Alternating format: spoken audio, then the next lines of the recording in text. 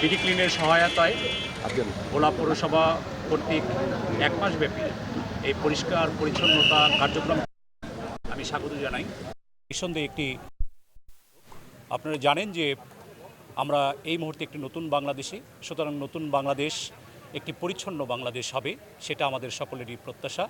ভোলা পৌরসভা এই ভোলা জেলার যে সকল বদ্ধ জলাশয় রয়েছে এবং একই সাথে যে সকল খাল প্রায় মৃতপ্রায় অবস্থায় রয়েছে, সেই খালগুলোকে উজ্জীবিত করা, সেখানকার পরিষ্কার পরিচ্ছন্নতা কার্যক্রম পরিচালনা করার জন্য যে কার্যক্রম গ্রহণ করেছে, এটি মূলত ভোলা জেলার অন্যান্য উপজেলা এবং পৌরসভাগুলোতেও এটি বেগবান হওয়া দরকার।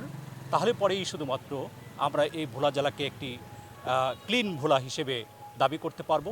আপনারা ইতিমধ্যেই জানেন যে ভোলা একটি পর্যটন নির্ভর জেলা, সুতরাং এখানে যদি আমরা একটি পরিষ্কার পরিচ্ছন্ন পরিবেশ দিতে পারি, তাহলে পরে এখানে বিভিন্ন ধরনের পর্যটক আসবেন, একটি সুন্দর সময় অতিবাহিত করে যেতে পারবেন।